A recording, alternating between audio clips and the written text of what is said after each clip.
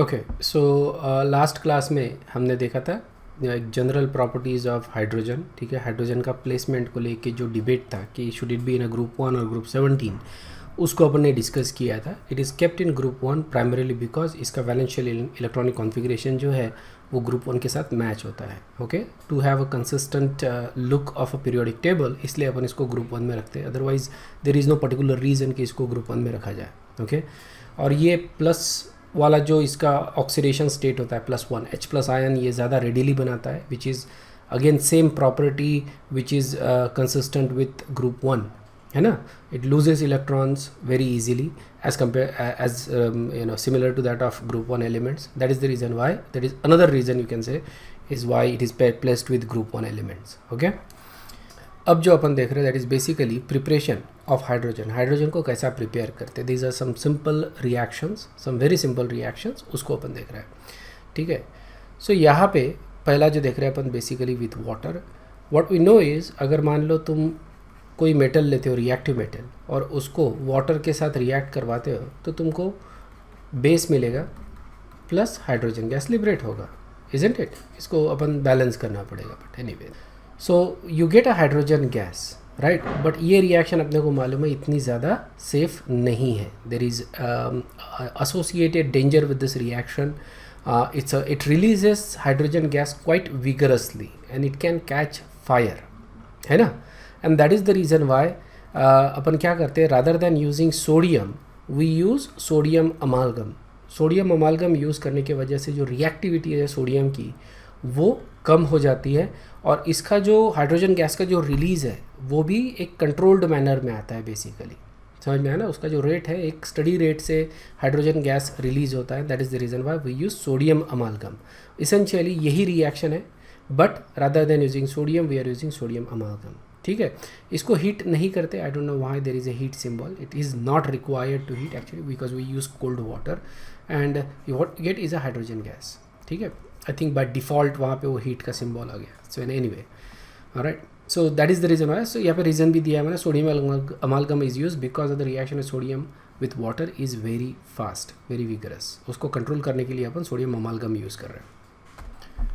Second reaction है using natural gas. Okay, जैसे methane को अगर मैं वाटर के साथ हीट करता हूँ तो what I get is carbon monoxide and hydrogen gas. Okay, ये दो गैसेस मिलते हैं, इसको अपन बोलते हैं सिन गैस. दोनों को मिला के, या फिर वाटर गैस, सिन गैस या वाटर गैस इसको अपन बोलते हैं. It is a combination of 1 mole of carbon monoxide and 3 mole of hydrogen gas. लेकिन इट इज़ नॉट नेसेसरी कि ये रेशियो मेंटेन रहे. Any combination of carbon monoxide and water gas, इसको अपन water gas या syn gas बोलते हैं. Syn gas इसलिए बोलते हैं क्योंकि it is used in the manufacturing of methanol. ठीक है ना, it is used in the manufacturing of methanol, इसलिए इसको सिन गैस या सिंथेसिस गैस भी बोलते हैं.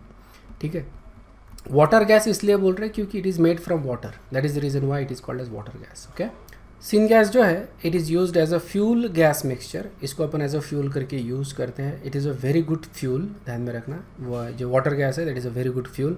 It is also used in producing synthetic natural gas, therefore, है ना, इसको अपन ये बोल रहे हैं. ठीक है, सिन गैस बोल रहे हैं.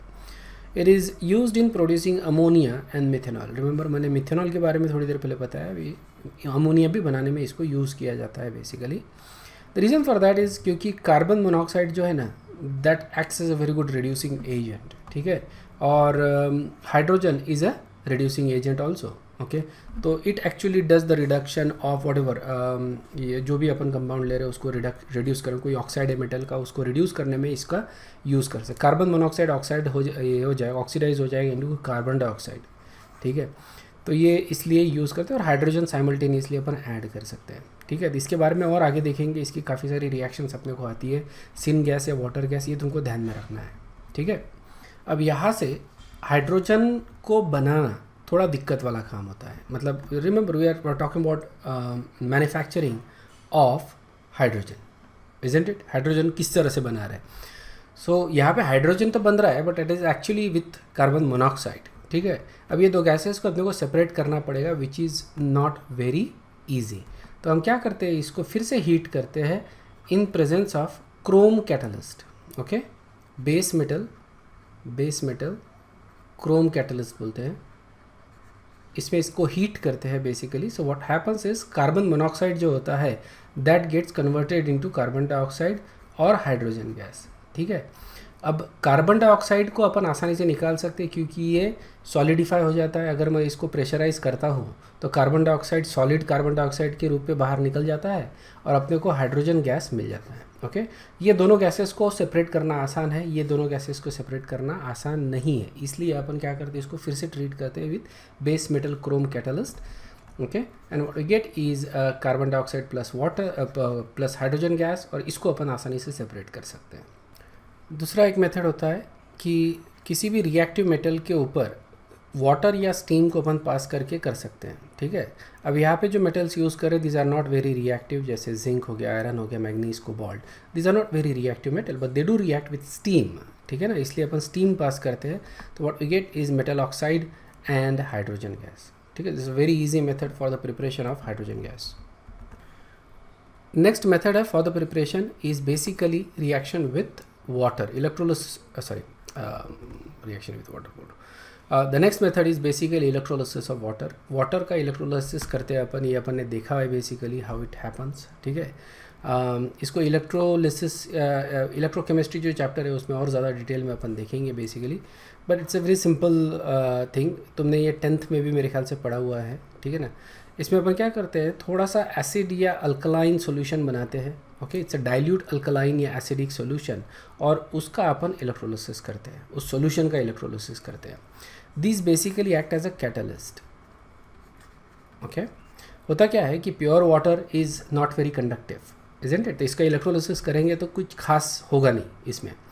It doesn't conduct electricity very well. इसलिए अपन उसमें थोड़ा सा एसिड या बेस डालते हैं to increase the conductivity of that water. ठीक है.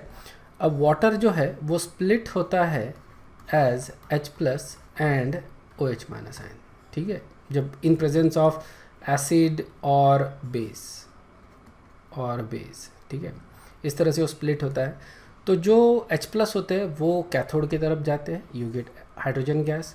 जो OH माइनस आते हैं वो एनोड की तरफ जाते हैं and you get oxygen gas. समझ में आया ना. देखो यहाँ पे वाटर फिर से बन रहा है बेसिकली, लेकिन यू गेट ऑक्सीजन गैस. तो कैथोड पे हाइड्रोजन गैस लिबरेट होता है, एनोड पे ऑक्सीजन गैस लिबरेट होता है. ठीक है. एनोड पे ऑक्सीडेशन होता है, कैथोड पे रिडक्शन होता है. ठीक है ना. ये अपन इलेक्ट्रोलिसिस में डिटेल में स्टडी करेंगे क्यों ऐसा होता है बेसिकली. ठीक है. अब यहाँ पे एनोड पे 2 इलेक्ट्रॉन छोड़े गए हैं. ये 2 इलेक्ट्रॉन कहाँ गए, कैथोड पे गए, और कैथोड पे वही 2 इलेक्ट्रॉन H प्लस आयन ने एक्सेप्ट किए. तो हाइड्रोजन का हो गया रिडक्शन और OH का हो गया ऑक्सीडेशन. ठीक है. तो इस तरह से रिएक्शन हो रही है. इसको अपन बोलते हैं इलेक्ट्रोलिसिस ऑफ वाटर. थोड़ा सा डाइल्यूट एसिड कोई ऐड करते हैं, जैसे यहाँ पे H2SO4 या HCl, कुछ भी एसिड तुम ऐड कर सकते हो to that solution. Okay. This is electrolysis of concentrated KOH solution. इसका भी कर सकते हैं अपन. हालांकि कॉन्सेंट्रेटेड KOH प्रैक्टिकली अपन यूज़ नहीं करते, but if you do that you also get similar result. ठीक है.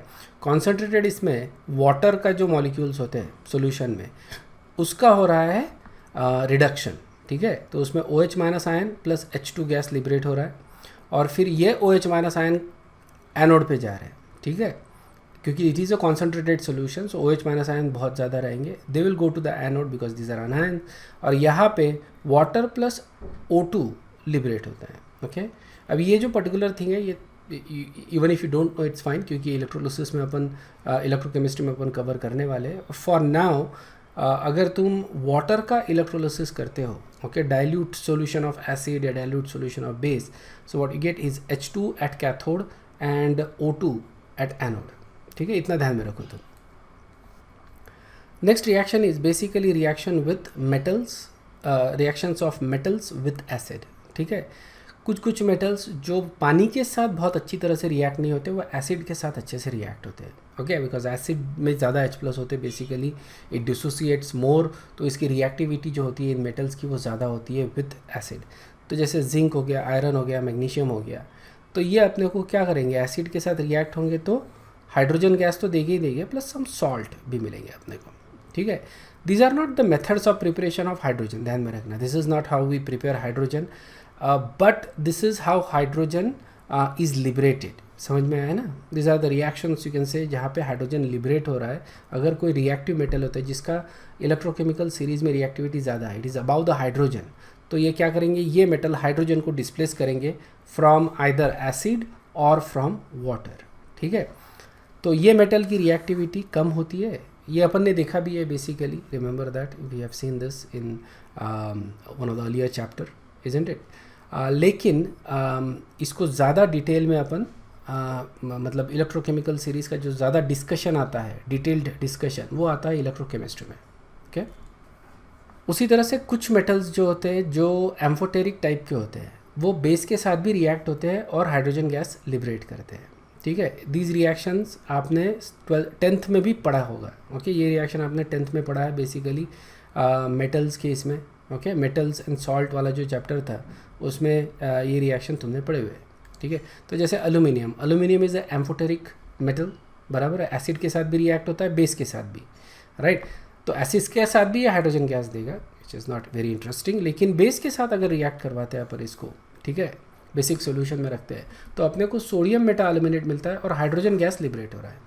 ठीक है, तो ये फॉर्मूला तुमको ध्यान में रखना है basically, this is very important. NaAlO2, इसको हम बोलते हैं सोडियम मेटा एल्यूमिनेट, ठीक है, प्लस हाइड्रोजन गैस। उसी तरह से zinc also gives you hydrogen gas, और इसमें अपने को सोडियम जिंकेट मिलता है, Na2ZnO2। सिलिकॉन के साथ अपने को सोडियम सिलिकेट मिलता है, Na2SiO3। ठीक है, सभी केसेस में हाइड्रोजन गैस लिबरेट किया जा रहा है। दीज आर ऑल जो मतलब फॉर्मूला है, ये तुम बना भी सकते हो, because you can get charges balance करना है बेसिकली। जैसे यहाँ पे एल्यूमिनियम के ऊपर +3 चार्ज है, इजंट इट?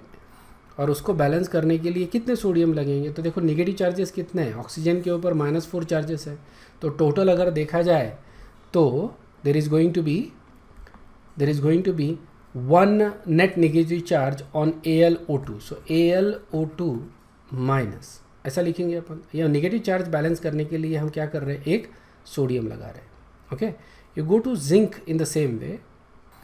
जिंक के ऊपर +2 का चार्ज है, ऑक्सीजन के ऊपर -4 का, मतलब ZnO2 2- हो गया, इजंट इट?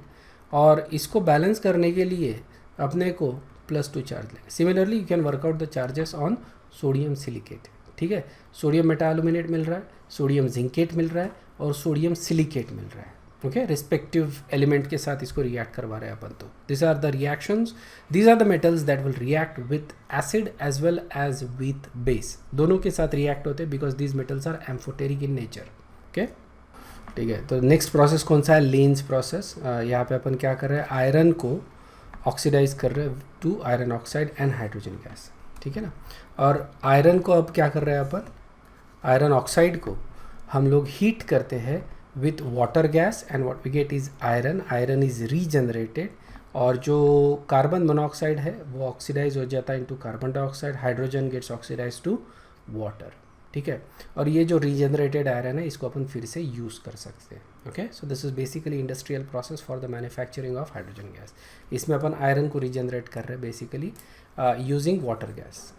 अंडरस्टूड है क्या? नेक्स्ट प्रोसेस जो है अपना, that is called as Bosch process, that is also commercial process. इसमें अपन what we do is we take red hot coke. ठीक है, रेड हॉट कोक को अपन हीट करते हैं with steam, okay, at about 1000 degree Celsius. ठीक है, तो रेड हॉट कोक के ऊपर से स्टीम पास करते हैं। Initially what we get is a water gas, so this is another way of actually manufacturing water gas. Remember water gas can also be used as a fuel, इसको as a fuel करके भी use कर सकते हैं ना अपन। Therefore water gas can be prepared like this.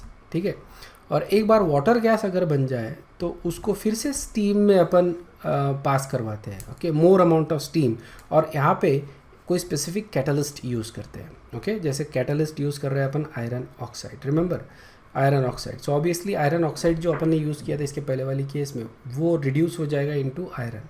लेकिन यहाँ पे because of the process, alright, carbon monoxide जो है वो ऑक्सीडाइज हो जाएगा इनटू कार्बन डाइऑक्साइड, और हाइड्रोजन का कुछ नहीं होता। ठीक है ना, hydrogen remains as it is. Okay, so यहाँ पे we are actually preparing water gas first, और फिर वाटर गैस में से हाइड्रोजन को अपन सेपरेट कर रहे हैं by oxidising carbon monoxide into carbon dioxide. ठीक है। इसके लिए जो कैटलिस्ट अपन यूज़ कर रहे हैं आयरन ऑक्साइड यूज़ कर रहे हैं, और you can also use promoter Cr2O3, ठीक है। समझ में आना, इसको अपन बोलते हैं बेस मेटल क्रोमियम या क्रोमाइट टाइप कैटलिस्ट। समझ में आया क्या? This is basically the process, समझ में। तो यहाँ इसको अपन बॉश प्रोसेस बोल रहे हैं। यहाँ पे अपन वाटर गैस को सेपरेट कर रहे हैं, ओके। नेक्स्ट प्रोसेस है क्रैकिंग ऑफ हाइड्रोकार्बन्स। हाइड्रोकार्बन्स के क्रैकिंग में से भी हाइड्रोजन गैस लिबरेट होता है अलॉन्ग विथ अदर हाइड्रोकार्बन्स, ठीक है। क्रैकिंग प्रोसेस अपन ने हाइड्रोकार्बन में देखी है। It is basically breaking down long chain hydrocarbons into shorter one. यहाँ पे भी वही करेंगे अपन, ओके। जैसे फॉर एग्जांपल प्रोपेन का क्रैकिंग दिखाया है यहाँ पे, alright. So you get methane, ethene, propene, various different hydrocarbons का मिक्सचर मिलेगा जिसको अपन इंडिपेंडेंटली सेपरेट करेंगे। But along with that you also get hydrogen gas. समझ में आया क्या? Along with that you also get hydrogen gas, and that is the reason why this process can be used for the you can say hydrogen gas is not the main product here, but hydrogen gas is obtained via this process, cracking process है, okay. Next जो concept अपन देख रहे हैं basically, so that was about the preparation of hydrogen using various different methods, ठीक है। अब अपन देख रहे हैं atomic hydrogen torch, ठीक है। It's basically a torch, और हम लोग देखते हैं इसको किस तरह से बनाते हैं बेसिकली, और इसका एप्लीकेशन क्या है, ओके। एप्लीकेशन बहुत ज़्यादा है इसका, इसीलिए ये यहाँ पे डिस्कशन में है। So what we do is we take 2 tungsten rod. यहाँ पे देखो तुम डायग्राम में 2 टंगस्टन रॉड ले लिए, और वो 2 टंगस्टन रॉड के बीच में there is a very small gap, okay. बहुत छोटी सी गैप होती है वहाँ पे। यहाँ पे तुमको दिख रहा है, you can see that there is a tungsten rod, okay. ये डायग्राम में तुमको दिख रहा है, या these are the tungsten rod, और वहाँ पे at the end of it there is a small gap between the tungsten rod, ठीक है। हम लोग क्या करते हैं कि हाइड्रोजन गैस पास करते हैं, ठीक है, और टंगस्टन रॉड से हाई वोल्टेज पास करवाते हैं, okay. So you can see that ये इलेक्ट्रिकल आउटलेट को कनेक्टेड है, और हाई वोल्टेज यहाँ से पास करवा रहा है। तो व्हेन द हाइड्रोजन गैस यहाँ से पास हो रहा है, ठीक है, हाइड्रोजन गैस जब यहाँ से पास हो रहा है तो वो जो इलेक्ट्रिकल एनर्जी है वो एनर्जी एब्जॉर्ब हो जाएगी यहाँ पे। सो हाइड्रोजन गैस जो है वो स्प्लिट होगा इनटू एटॉमिक हाइड्रोजन। समझ में आया क्या? ये एटॉमिक हाइड्रोजन में ये स्प्लिट हो रहा है। तो ये जो इलेक्ट्रिकल एनर्जी अपन प्रोवाइड करवा रहे हैं वो यूज़ हो रही है to break the bond, covalent bond between the 2 hydrogen atom. Hydrogen molecule को ब्रेक करने में वो यूज़ हो रहा है, ठीक है। अब क्या होगा कि हाइड्रोजन एटम जो है these are not very stable, they will immediately combine. तो जैसे ही वो बाहर आते हैं और टेम्परेचर थोड़ा सा कम मिलता है उनको, right, they will immediately combine, और ये जो है ये कंबाइन हो जाते हैं, okay. And what you get now is hydrogen gas again, ठीक है। तो ये कंबाइन होके फिर से हाइड्रोजन गैस बना रहे हैं। सो इलेक्ट्रिकल एनर्जी से अपन क्या कर रहे हैं, हाइड्रोजन गैस को स्प्लिट कर रहे हैं, ओके, इनटू हाइड्रोजन एटम्स, और जैसे हाइड्रोजन एटम बाहर आएंगे वो कंबाइन होंगे। जब कंबाइन होते हैं तो बॉन्ड बन रहा है, इजंट इट? तो यहाँ पे lot of energy is actually liberated. समझ में आया क्या? बहुत ज़्यादा high amount of energy liberate होती है because hydrogen bond is quite strong. उसको ब्रेक करने के लिए भी अपने को काफ़ी एनर्जी देनी पड़ती है, ठीक है। यहाँ पे अपन इलेक्ट्रिकल एनर्जी दे रहे हैं, लेकिन जैसे ही यहाँ पे गैस कंबाइन होता है तो जो एनर्जी लिबरेट होती है दैट इज़ बेसिकली ये हीट एनर्जी। हीट के फॉर्म पे ये एनर्जी लिबरेट होती है, and temperature can go up to 3400 to 4000 degree Celsius. समझ में आ रहा है क्या? यहाँ पे जो टेम्परेचर जाएगा at the tip of this torch, ठीक है, that can be up to 3400 to 4000, मतलब 3500 तो पकड़ लो, 3500 डिग्री सेल्सियस तक यहाँ पे टेम्परेचर जाएगा, okay. And that is the reason why we are actually using tungsten rod, क्योंकि उसका मेल्टिंग पॉइंट बहुत ज़्यादा हाई होता है, कंडक्टिविटी भी काफ़ी अच्छी है। So we pass the electric current and then convert that electrical energy into heat energy by this simple reaction, okay. So this is the principle behind atomic hydrogen torch. या इसको welding में use किया जाता है, okay. इसको hydrogen welding में use किया जाता है। देखो कैसा है कि जैसे ये आयरन का पीस था, ये ब्रेक हो गया right in the middle of it, ठीक है। तो हम लोग क्या करेंगे, ये जो एटॉमिक हाइड्रोजन टॉर्च है उससे इसको मेल्ट करेंगे और यहाँ पे कोई आयरन का जो पीस है वो जोड़ देंगे। समझ में आएगा? तो इसको जैसे अपन थर्माइट वेल्डिंग करते हैं ना, thermite welding is a chemical process, ठीक है ना, केमिकली अपन उसको करवाते हैं। उसी तरह से यहाँ पे भी अपन वेल्डिंग ही करवा रहे हैं, लेकिन we are using electrical energy and जिसको अपन कन्वर्ट कर रहे हैं into huge amount of heat energy, जिससे अपन मेटल्स को मेल्ट करवा के इनको वेल्डिंग में यूज़ करवा सकते हैं, ठीक है। सो इस तरह से ये हाइड्रोजन टॉर्च जो है वो काम करता है। ये समझ में आया क्या? हाइड्रोजन, एटॉमिक हाइड्रोजन टॉर्च क्या है? It's basically a welding apparatus. समझ में आया ना? But we use hydrogen molecule, okay, hydrogen gas for the welding process, और इसको अपन ब्रेक करके फिर जो एनर्जी लिबरेट हो रही है उसको अपन यूज़ करते हैं for the welding process. Okay, some reactions of hydrogen, कुछ रिएक्शंस देख लो हाइड्रोजन के। हाइड्रोजन ये बहुत आसानी से अपन ऑक्सीडाइज करवा सकते हैं टू वाटर। बहुत आसानी से बोले तो obviously it requires energy, right, but it can be done relatively quite easily, ठीक है। एंड बिकॉज ऑफ दैट ये ऑक्सीडाइज अगर हो रहा है मान लो, ओके, तो इसका मतलब we can use it as a reducing agent, है ना। So that's why hydrogen is a very good reducing agent. तो यहाँ पे जैसे टंगस्टन ऑक्साइड है ना, तो या फिर कोई दूसरा मेटल ऑक्साइड है, उसको अपन मेटल में कन्वर्ट करवाने के लिए, मेटल में रिड्यूस करवाने के लिए हाइड्रोजन का यूज़ कर सकते हैं। Okay, we may require some catalyst, we may require some temperature, pressure, ये सारी चीज़ें ज़रूरी है obviously, but we can use hydrogen gas as a reducing agent because of that one general type of reaction. समझ आया ना? Okay.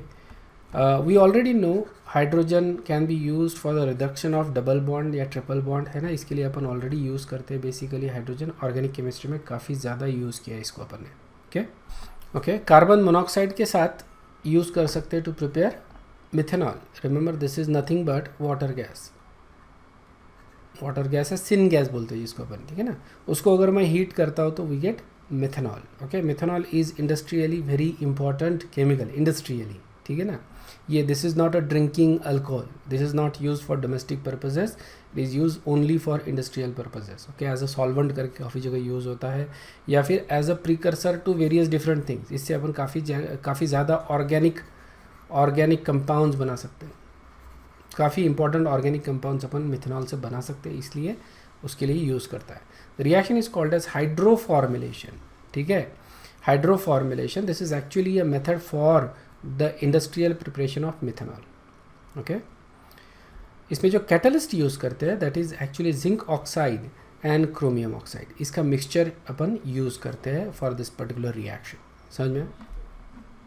You can already सी कि in general water gas के साथ दो कैटलिस्ट बहुत ज़्यादा कॉमनली यूज़ कर रहे हैं अपन, ठीक है। अब यहाँ पे जिंक ऑक्साइड आ गया, but earlier we saw iron oxide Fe2O3 और क्रोमियम ऑक्साइड।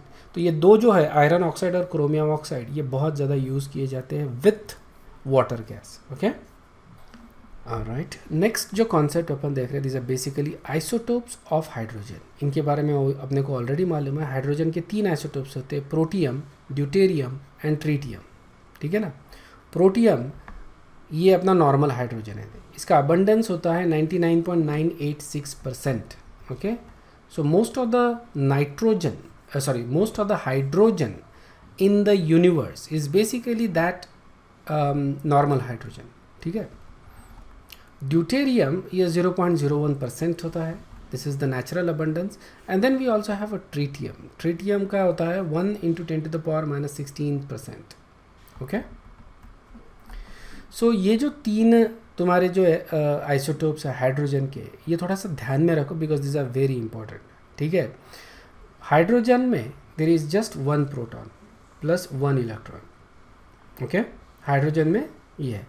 ड्यूटेरियम में there are 1 proton plus 1 neutron plus 1 electron, या, और ट्रीटियम में there is 1 proton plus 2 neutron plus 1 electron, ठीक है। सो ऑब्वियसली मास अगर देखा जाए तो हाइड्रोजन का होता है 1, ड्यूटेरियम का होता है 2, ट्रीटियम का होता है 3। AMU में बात कर रहे हैं अपन, ठीक है, atomic masses of hydrogen, deuterium and tritium, ठीक है ना। ये सारी चीज़ें अपने को ऑलरेडी मालूम थी। Tritium is very less actually.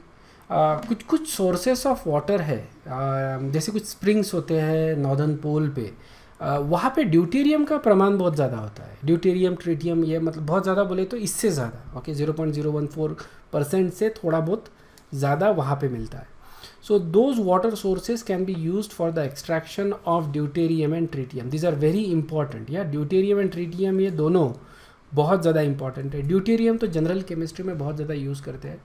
Tritium ये रेडियो एक्टिव होता है, ओके तो जहाँ पे रेडियो एक्टिविटी का एप्लीकेशन होता है वहाँ पे ट्रिटियम यूज़ किया जाता है basically to as a tracer करके यूज़ करते काफ़ी कंपाउंड्स में इसको, okay. So other than their abundance, there is a difference in their chemical properties. ठीक है, chemical properties में मतलब उनकी properties तो same है, okay, because you know they have the same electronic configuration same रहने के वजह से their chemical properties are same, लेकिन उनका mass अलग रहने के वजह से you can see that their mass is different. mass अलग रहने के वजह से उनका जो rate of reaction है ये अलग होता है. समझ में आया? मतलब उनकी वो रिएक्ट तो सेम तरीके से करेंगे, लेकिन कि हाइड्रोजन जो है थोड़ा फास्ट रिएक्ट करेगा, ड्यूटेरियम थोड़ा स्लो रिएक्ट करेगा, ट्रिटियम जो है वो और भी थोड़ा स्लो रिएक्ट करेगा, okay. In general for example hydrogen reacts 13 times faster than deuterium with chlorine. ये जो रिएक्शन है अपनी H2 + Cl2 gives you 2HCl, ठीक है. और दूसरा लेंगे अपन D2 + Cl2 gives you 2DCl. और यहाँ पे मान लो रेट्स ये इस तरह के हैं, okay. Let's call this as K1 and let's call this as K2. Alright, so K1 जो है K1 is 13 times faster than K2. समझ में आया क्या? Okay, K1 is going to be approximately, we don't actually need to know exactly how much, but you know approximately 13 times faster than reactivity with deuterium. और tritium से और भी ज़्यादा reactive रहेगा, और भी ज़्यादा फास्ट रिएक्ट होगा, ओके. बट रिएक्शन सेम रहेंगे दोनों के यू कैन सी दैट दोनों सेम टाइप के प्रोडक्ट बना रहे, सिर्फ रेट में डिफरेंस है. या tritium is going to react even slower. Tritium is radioactive and decays by beta emission basically into हीलियम-3. ये ट्रिटियम जो है ना वो हीलियम-3, हीलियम का जो आइसोटोप है उसमें ये डिके हो जाता है बाय बेटा डिके, ओके. इलेक्ट्रॉन यहाँ से बाहर निकल रहा है, इसको अपन बोल रहे हैं बेटा डिके, ठीक है. इनकी प्रॉपर्टीज़ अपन कंपेयर कर रहे हैं, hydrogen, deuterium and tritium, okay. H2, D2 and T2 gases है बेसिकली, ये अपन कंपेयर कर रहे हैं, ठीक है ना. अगर मास देखा जाए तो मास तो अपने को मालूम है, this is 1, this is 2 and this is 3, okay. Freezing point देखो, ओके. अब एग्जैक्ट वैल्यू तुमको मालूम करने की ज़रूरत नहीं है, but if you go from left to right क्या हो रहा है, फ्रीजिंग पॉइंट इंक्रीज हो रहा है, यस, इंक्रीज हो रहा है, ओके. तो मैं यहाँ पे एरो दिखा देता हूँ कि ये इंक्रीज हो रहा है, from left to right increase हो रहा है. बॉइलिंग पॉइंट जो है वो भी क्या दिख रहा है तुमको, okay, it is also increasing. Boiling point is also increasing. देखो मास इंक्रीज हो रहा है तो उनके जो अट्रैक्टिव फोर्सेस है वो इंक्रीज हो रहा है, इजंट इट. और उसके वजह से इनका फ्रीजिंग पॉइंट, बॉइलिंग पॉइंट ये भी इंक्रीज हो रहा है. बॉन्ड लेंथ सेम रहेगा, ठीक है. तो इसको मैं हॉरिजॉन्टल लाइन से दिखा देता हूँ basically, because you know they have the same electronic configuration, bond length same रहेगा, ठीक है.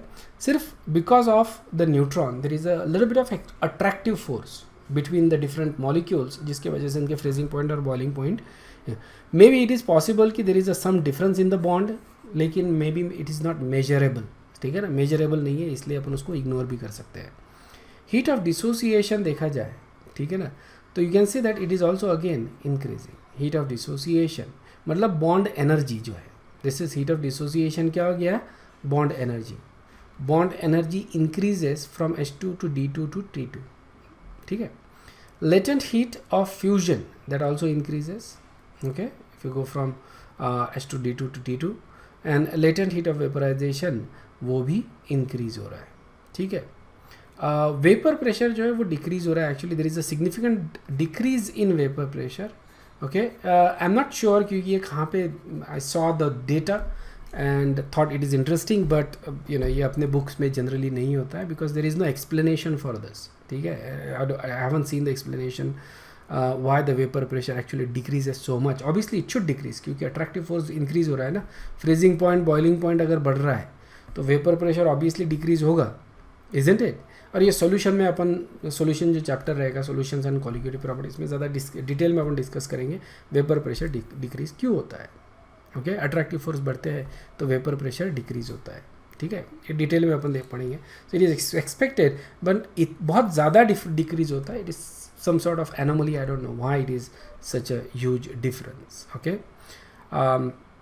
सो इसीलिए मैंने यहाँ पे स्टार लगा दिया. It's not sure, we are not sure why this actually happens. So in general, except vapor pressure, इसको निकाल दो यहाँ से. In general बाकी सारी property and bond length, okay bond length same है. ठीक है, इन जनरल बाकी सारे property if you go from H2 to D2 to T2 increase हो रही है. यस, इतना ही तुमको ध्यान में रखना है. As you go from H2 to D2 to T2, as you go in this direction properties क्या हो रही है, इंक्रीज हो रही है. ओके, प्रॉपर्टीज़ इंक्रीज होती है. क्लियर है क्या? तुमको प्रॉपर्टीज़ के वैल्यूज़ कहीं पे भी ध्यान में नहीं रखने हैं, कुछ भी नहीं.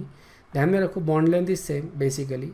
ठीक है, मासेस तो यू ऑलरेडी नो बेसिकली, वो ध्यान में रखने की ज़रूरत नहीं है, यू ऑलरेडी नो दैट. बाकी सारे प्रॉपर्टीज़ जो freezing point, boiling point, heat of dissociation, latent heat of fusion, latent heat of vaporization, okay bond enthalpies, ये सारी प्रॉपर्टीज़ इंक्रीज हो रही है. ओके, इनकी केमिकल प्रॉपर्टीज सेम होती है. रेट जो होता है, रेट, ओके अगर रेट की बात करें तो रेट इस डायरेक्शन में इंक्रीज होता है. रेट इस डायरेक्शन में इंक्रीज हो रहा है. ओके, ये तुमको ध्यान में रखना है. Rate is following the opposite. बाकी सारी प्रॉपर्टीज़ ट्रीटियम के तरफ, T2 की तरफ इंक्रीज हो रही है. Okay, alright, let's talk about H2O and D2O. H2O versus D2O, what is the difference? ठीक है, नाउ वी नो कि water is essential for life, isn't it? Water बहुत ज़्यादा ज़रूरी है लाइफ के लिए, राइट? और अभी धूपकाले में हर जगह वाटर का शॉर्टेज आता है. हमारे तरफ भी आ रहा है बेसिकली. दोपहर में पानी चले जाता है, बैठे रहो घर में. ठीक है, कुछ नहीं कर सकते. सारे लिविंग स्पेसीज़ के लिए water is essential basically. Okay, almost all living species for their survival water is necessary. या deuterium on the other hand is actually a toxic substance. Okay, deuterium ये टॉक्सिक होता है. ये मतलब इसको अगर ये इंजेस्ट करते हो तुम ड्यूटेरियम को, तो तुम्हारे को सीरियस हेल्थ इश्यूज जनरेट होंगे. Even death can result from it. ठीक है, but it is very expensive. It is not easy to get hold of it. I remember कि हम लोग D2O जो है वो लेते थे, वायल में आता था. एक छोटा सा जो अपना इंजेक्शन का वायल आता है ना, 1 ml का वायल या 2 ml का वायल, इस तरह से वो आता था. हमको NMR के लिए लगता था basically. We use to run the NMR, nuclear magnetic resonance spectroscopy रहता था, तो वो रन करने के लिए हमको D2O की ज़रूरत पड़ती थी. ड्यूटेरेटेड सॉल्वेंट लेते हैं उसमें अपन, तो D2O was one of the solvent जो यूज़ करते थे. ठीक है, तो जनरली क्या आता है कि वायल में यूज़ करते so that there is no contamination. ठीक है ना, डिस्पेंस करते. तो 1 ml का वायल है, सीधा सीधा 1 ml निकाल लो सिरिंज से, और वो 1 ml NMR का ट्यूब आता है लंबा सा, उसमें डाल 1 ही ml. Okay, 1 ml is very small actually. ठीक है ना, तुम ध्यान में रखो कि दवाई जो पीते हो, बच्चों को जो दवाई देते हैं ना ढक्कन, तो उसमें 5 ml का जनरली अपन दवाई लेते हैं. ओके, उसका 1/5 is basically 1 ml. It's a very small amount. And that used to cost us somewhere, I think there was somewhere around I don't even remember nowadays, $20 or $30. Okay, so somewhere around, or maybe it was like $10-15. I don't remember. It was something around that. Okay, so it was something around $10 or $15. Okay, that's something around 500 or 600 rupees per ml, isn't it? So that is probably the most expensive drink you can drink to kill yourself, I guess. I don't know, 500-600 rupees per ml, right? So that is very expensive. Okay, D2O is very expensive. ठीक है, इसको normal पानी से ही बनाते हैं basically bye fractional distillation of water. ठीक है, fractional distillation करते हैं क्योंकि दोनों की फिजिकल प्रॉपर्टीज़ अलग है ना. मेल्टिंग पॉइंट, बॉइलिंग पॉइंट अलग है.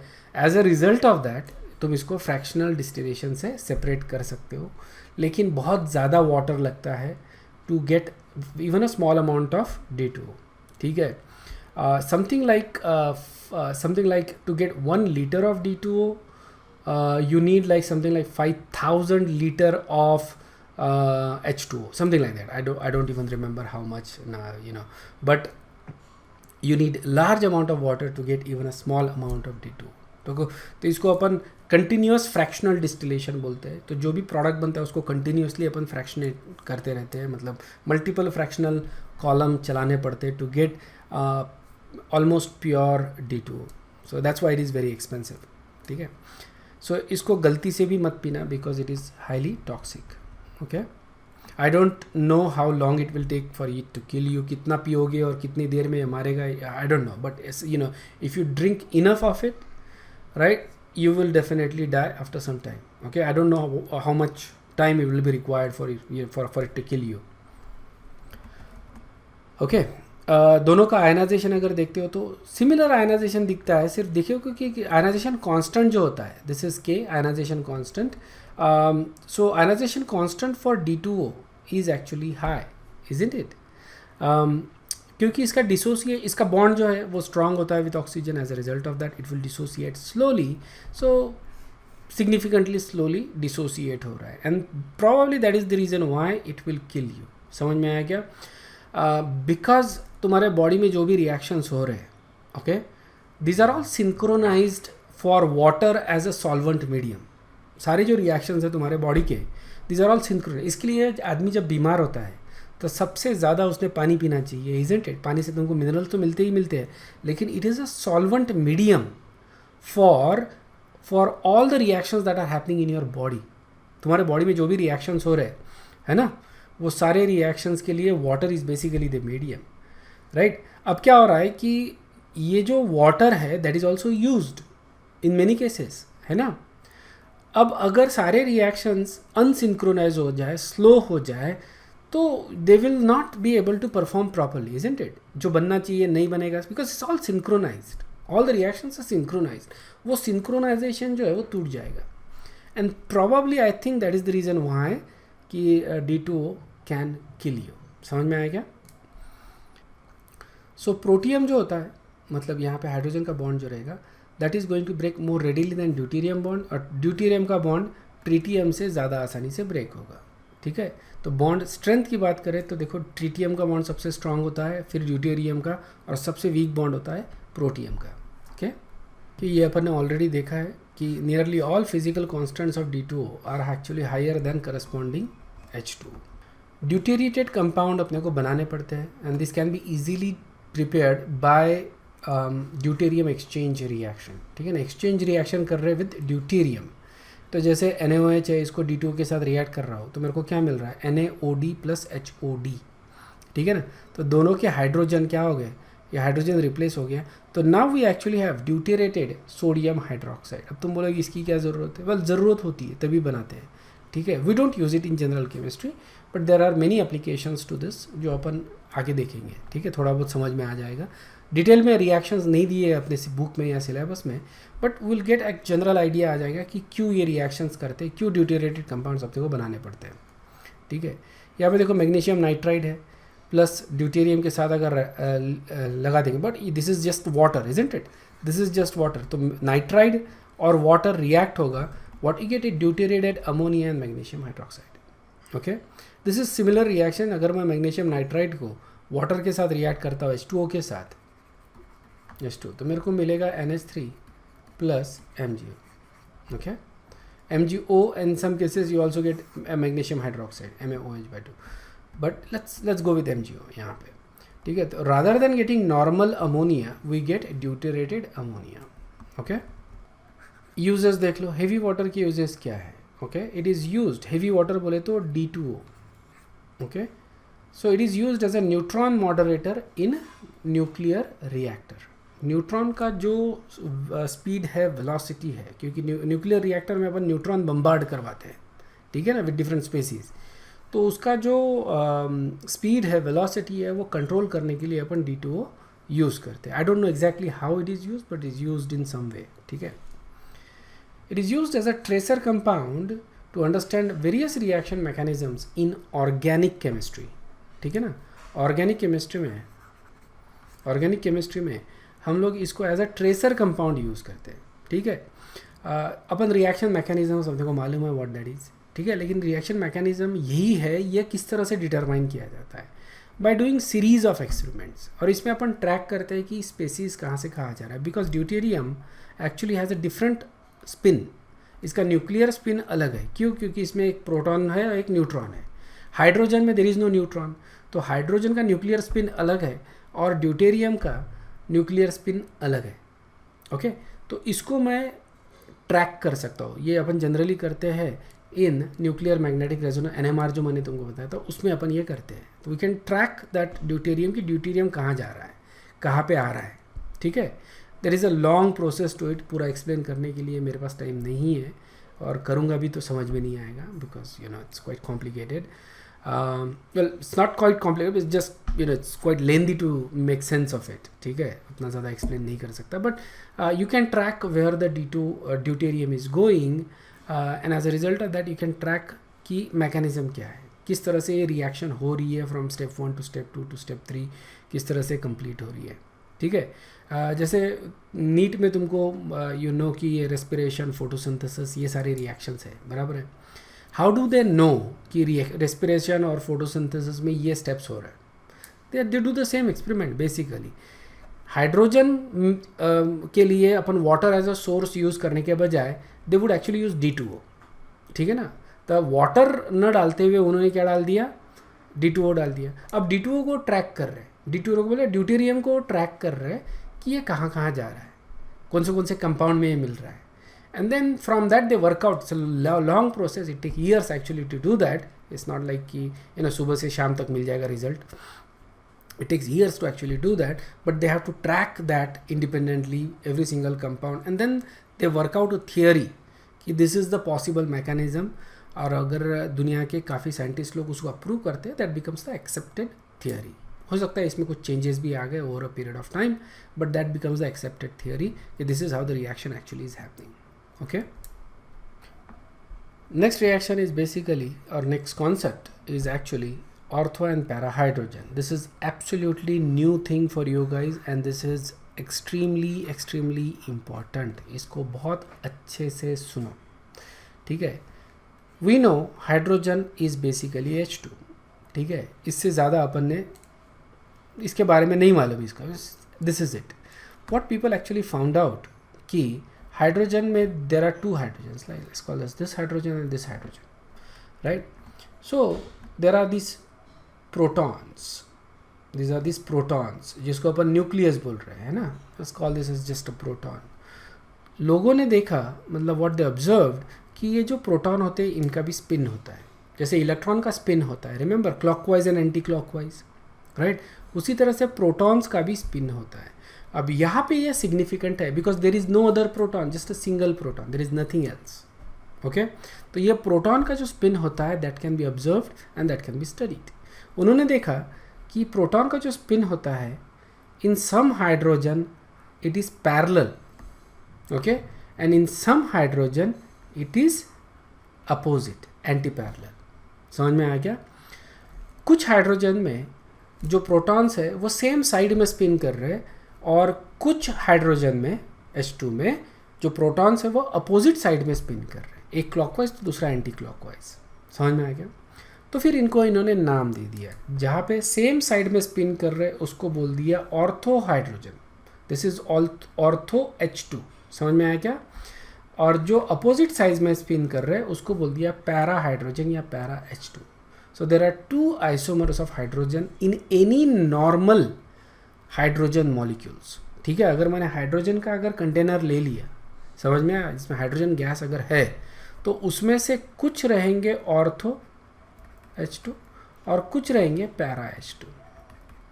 ठीक है, दिस आर नॉट 50-50, मैं बताता हूँ क्या होता है इनका ratio. This are not 50-50, there are some molecules that are ortho H2 and there are some molecules that are para H2। समझ में आया? तो इनको अपन बोलते हैं न्यूक्लियर स्पिन आइसोमर। क्या बोलते हैं अपन इनको? Nuclear spin isomers.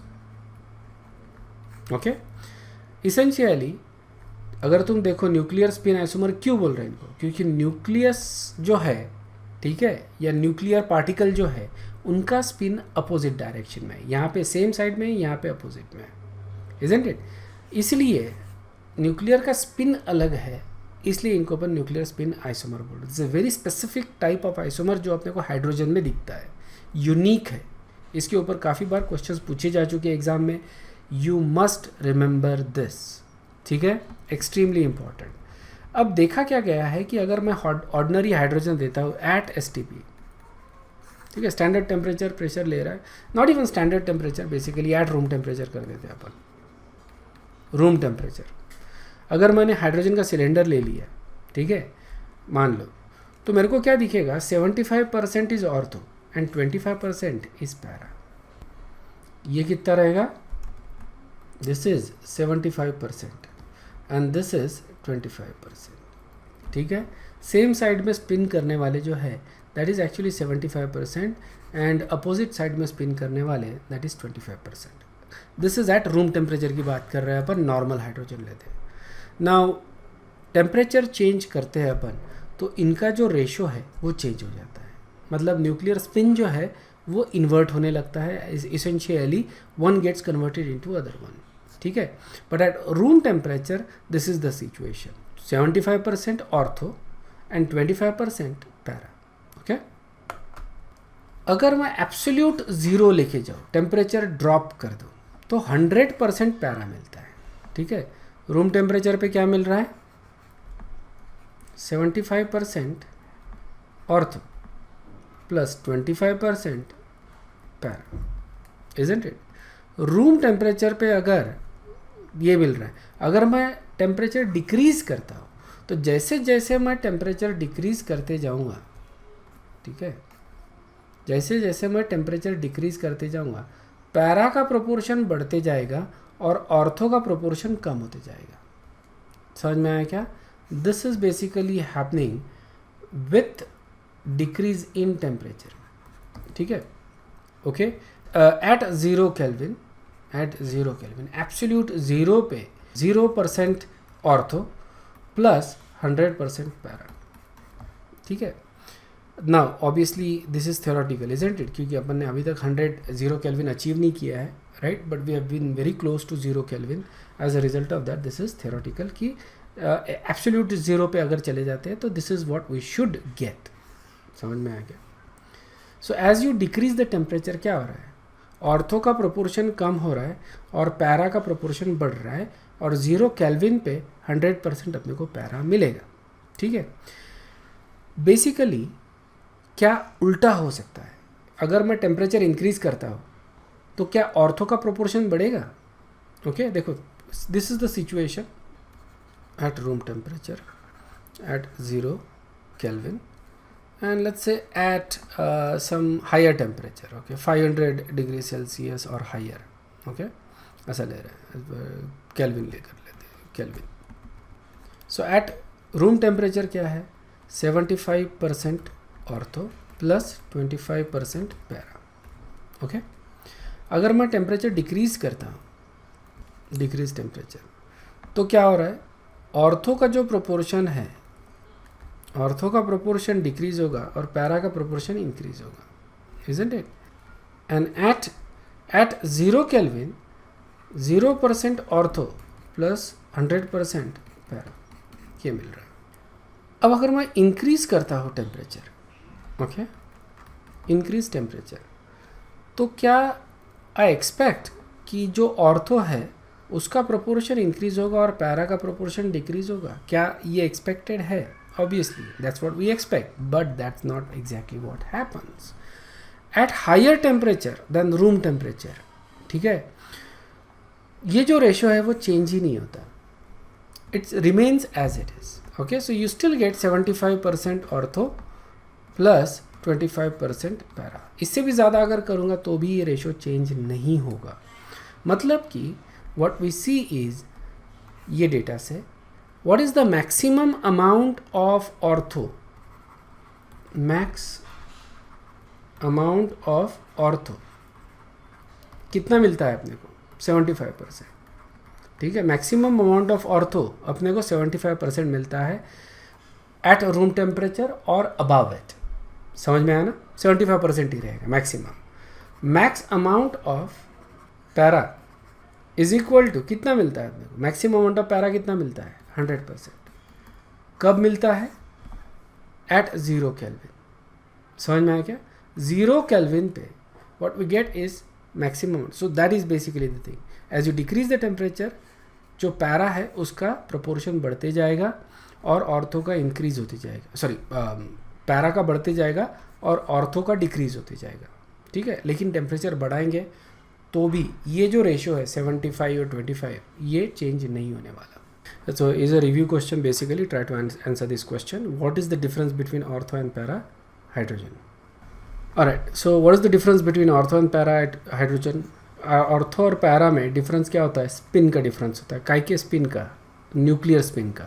Okay, so these are basically nuclear spin isomer. Nuclear spin का डिफरेंस है, इनके जो न्यूक्लियस है, मतलब न्यूक्लियस में क्या है? प्रोटॉन ही है, there is nothing else, isn't it.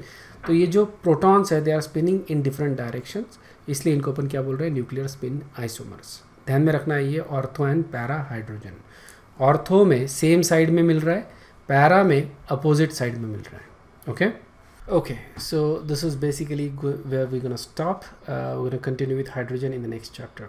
Okay, अगर कोई डाउट है तो तुम पूछ सकते हो, if not you guys can leave and I'll see you in the next class. Okay, thank you very much, bye bye.